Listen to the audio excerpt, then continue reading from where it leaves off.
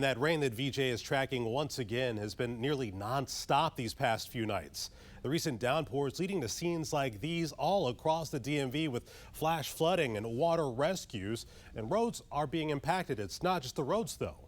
7 News' Josh Chapin is along the C&O Canal with a closer look at what the National Park Service is doing to prevent flooding there.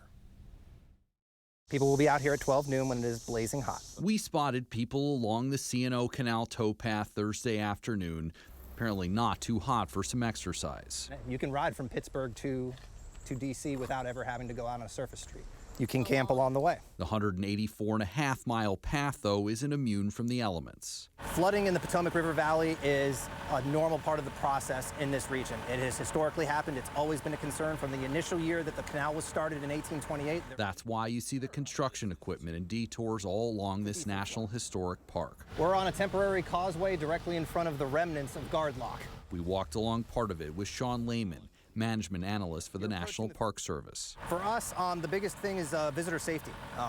People come to the park to recreate, enjoy themselves, and you want them to be safe. There are sandbags set up temporarily, and this to pump water out. It's terrain set up along the banks of the Potomac. But this is also a part of the temporary construction project. Okay. And so, yeah, normally here, this is built up as a stone wall.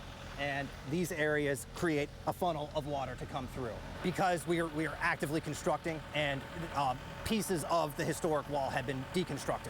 Normally the C&O Canal, the water here is running like a trickling brook. Right now that is not the case. It is stagnant. It also really smells out here, but not to fear. The National Park Service says this too is part of this construction project. The Chesapeake and Ohio Canal is clearly no longer being used for its original purpose to transport things like coal down from the western mountains.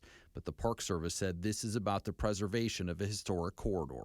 Why not devote more resources to where it really floods onto the roads and where people can drive? Recreation resources are extremely valuable, and natural resources are particularly valuable. In Bethesda, I'm Josh Chapin, 7 News.